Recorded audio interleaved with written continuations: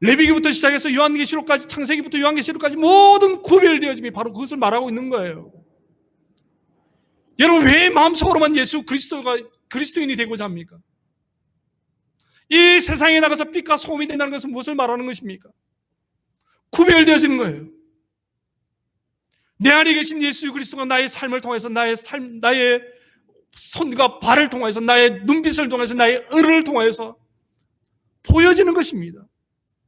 그때 우리는 구별되어지는 거예요.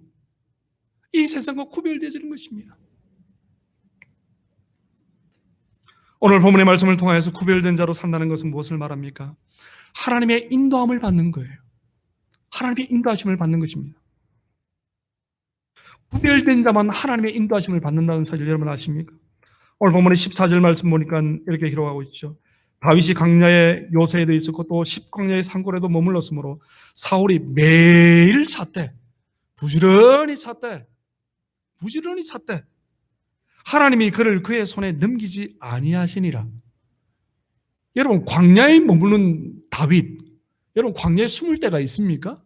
없죠. 광야가 여러분 여기 우리 모하비 사막 같은 그런 데입니다. 우리 캘리포니아 사막 같은 그런 곳이에요. 그런 광야. 숨을 곳이 없어요. 그런데 하나님의 인도하심을 받으니까요. 찾을 수 있다 없다? 못 찾아요. 눈 시력이 3.5, 3.0, 3.5, 4.0인데도 모른다니까요. 몰라요. 찾을 수가 없어. 여러분, 하나님의 인도하심을 받는 것이 바로 그것입니다. 하나님의 인도하심을 받는 건 바로 그것이죠. 요한복음 10장 말씀 보니까요. 10장 27절 말씀 보니까 내 양은 내 음성을 들으며 나는 그들을 알며 그들은 나를 따르느니라. 여러분, 멋지지 않습니까? 하나님이 예수님이 우리를 양이래요. 그런데 우리는 예수님의 음성을 들을 수 있대요. 예수님의 음성을 들을 수 있대요. 그리고 예수님은 우리를 안대요. 그것이 바로 구별된 자의 삶을 살아가는 것입니다.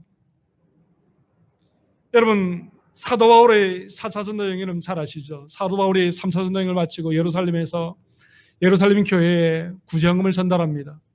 그리고 유대인들이 특공대를 조직해가지고 사도 바울을 죽이기 전까지 내가 금식하겠다 이 말을 들었 로마 군대 사령관이 로마를 호위해서 가이사라로 호송하죠. 2년 동안 가이사라에 머뭅니다. 그리고 가이사라에 있던 이 사도 바울을 두로를 거쳐서 멜레를 거쳐서 로마로 호송하죠. 이때 여러분, 사도 바울이 하나님의 인도하심을 받으니까요. 어떻습니까? 배삭시 들었습니까? 무료로 갔어요. 무료로. 하나님 인도하심을 받으니까. 그죠? 배삭 하나도 안 들었어요. 공짜로 갔어요. 군인들이요. 로마로 가는 그 시간까지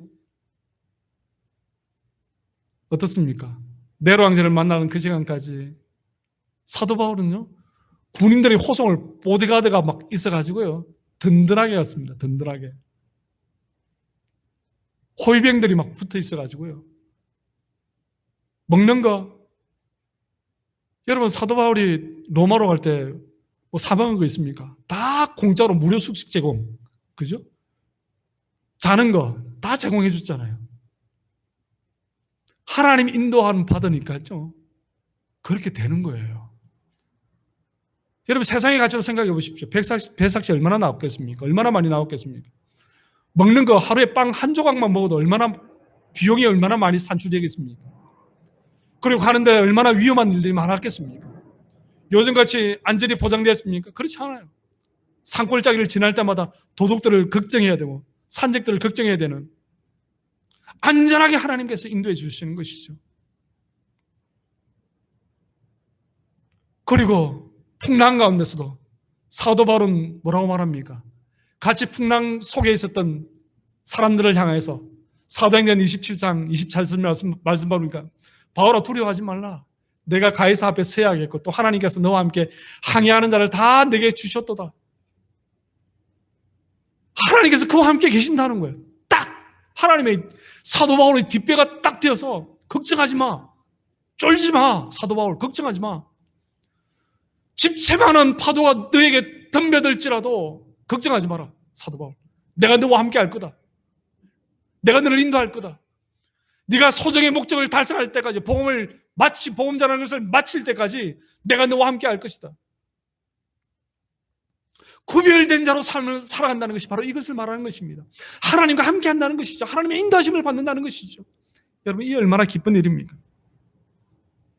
시편 40절 말씀 보니까요, 40편 1절 말씀 보니까 이렇게 기록하고 있습니다. 1절 2절 말씀 보니까 내가 여호와를 기다리고 기다렸더니 귀를 기울이서 나의 부르짖음을 들으시옵도다.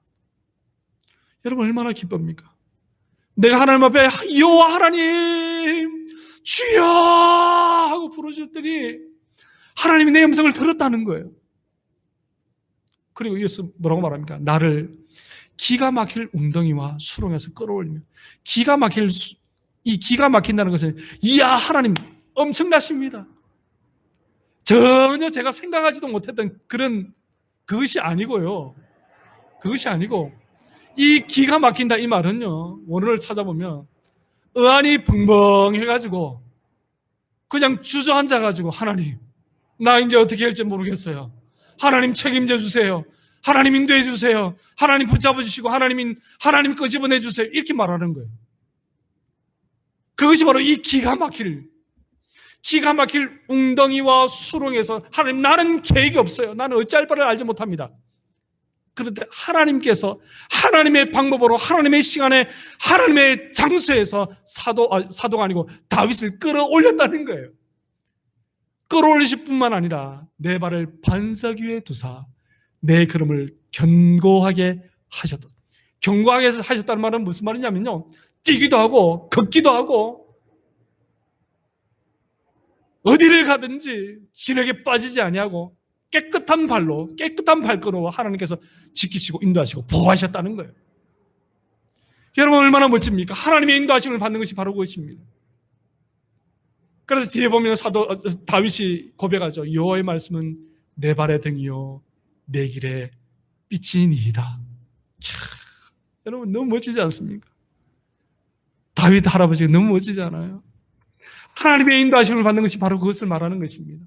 하나님의 인도하심을 받는 그것이에요. 저는 성도 여러분, 그리스도인에게 구별되어진다는 것은요, 결코 부끄러운 것이 아닙니다. 이 세상에 나가서 그리스도인으로서 구별되어져 산다는 것이 쪽팔리는 것이 아닙니다. 세상 말로요. 그것은 우리에게 기쁨이고요, 우리에게 소망이고요, 우리의 특권입니다. 그리스도인만이 구별되어진 삶을 살 수 있는 특권이에요. 우리의 권리입니다. 세상에 나가면 부끄럽습니까? 부끄러워하지 마십시오. 여호와 하나님 앞에서 우리가 구별되어져 산다는 것이, 이 세상에서 빛과 소금으로 산다는 것이 얼마나 큰 기쁨이고 소망이고 즐거움인지. 사랑하는 성도 여러분, 오늘 이 본문의 말씀을 통하여서 구별되어짐의 삶을, 한 주간의 삶을 통해서 경험해 보시길 주님의 이름으로 소망합니다. 하나님께 물어보십시오. 하나님 앞에 징표를 가지고 나가십시오. 하나님의 징표를 소유하십시오. 하나님의 인도하심을 받으십시오. 그러면 오늘 이번 한 주간 동안 삶을 살아갈 때 그 어떠한 환경, 어떠한 어려움, 폭풍 같은 어려움이 우리한테 엄습해 온다 할지라도 우리는 할렐루야, 오히려 그것이 우리의 짐이 아니라, 우리를 낙심케 하는 것이 아니라 우리에게 새로운 힘을 줄 것이고 우리에게 축복의 통로가 될 것입니다. 이 말씀 부여잡고 한 주간 동안 능히 예수 그리스도를 인하여서 즐거워하며 구별되어진 자의 삶을 살아가는 저와 여러분들이 다 되시기를 주님의 이름으로 소망합니다.